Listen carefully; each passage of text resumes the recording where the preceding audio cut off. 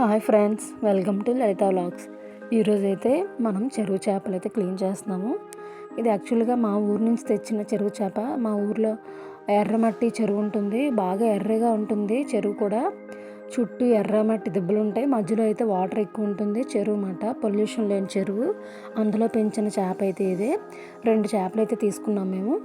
ఇప్పుడు ఆ చేపలను అయితే ఇప్పుడు నేను క్లీన్ చేస్తున్నాము. చూడండి, యాక్చువల్గా సముద్రంలో మనం తెచ్చిన చేప కంటే ఈ చేప బురద ఎక్కువగా ఉంది కాబట్టి జారిపోతుంది.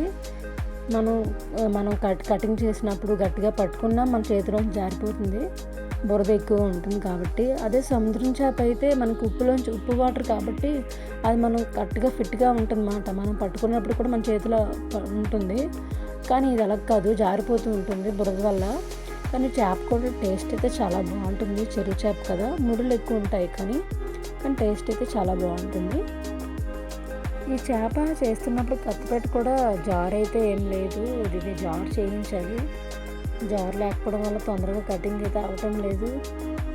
ఇది చాలా టైం పట్టేసింది ఇది కట్ చేయడానికి.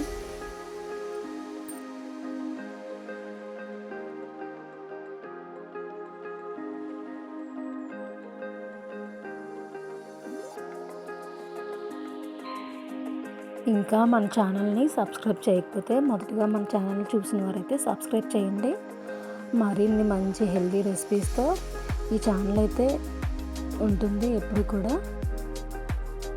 ప్లీజ్ లైక్ చేయండి, షేర్ చేయండి, సబ్స్క్రైబ్ చేయండి.